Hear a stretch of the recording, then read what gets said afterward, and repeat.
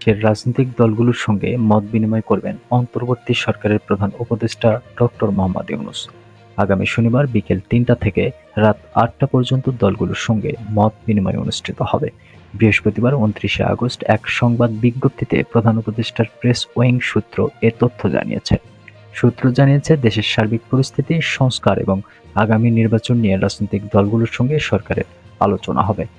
মত বিনিময়ে কাদের আমন্ত্রণ জানানো হবে এমন এক প্রশ্নে প্রধান উপদেষ্টার কার্যালয়ের এক কর্মকর্তা বলেন, বর্তমান সরকার দায়িত্ব নেওয়ার পর যেসব রাজনৈতিক দলের নেতাদের সঙ্গে মত বিনিময় করেছেন, এবারও তাদের সঙ্গে মত বিনিময় করা হবে।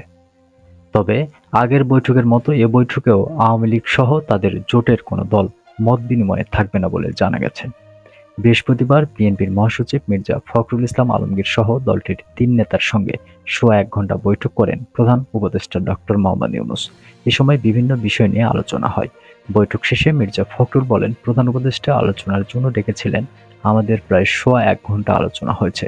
অত্যন্ত ফলপ্রসূ আলোচনা হয়েছে। নির্বাচনের কোনো সম্ভাব্য তারিখ নিয়ে আলোচনা হয়েছে কিনা সাংবাদিকদের এমন প্রশ্নের জবাবে মির্জা ফখরুল বলেন, আমরা কোনো তারিখ নিয়ে আলোচনা করিনি, আমরা কোনো তারিখ বলব না, এটা তারা অর্থাৎ অন্তর্বর্তী সরকার বলবেন।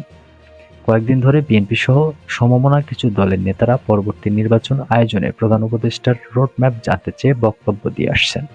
নির্বাচন নিয়ে গত রোববার জাতির উদ্দেশ্যে দেওয়া ভাষণে প্রধান উপদেষ্টা ডক্টর মোহাম্মদ ইউনূস বলেন, কখন নির্বাচন হবে সেটা সম্পূর্ণ রাজনৈতিক সিদ্ধান্ত, আমাদের সিদ্ধান্ত নয়।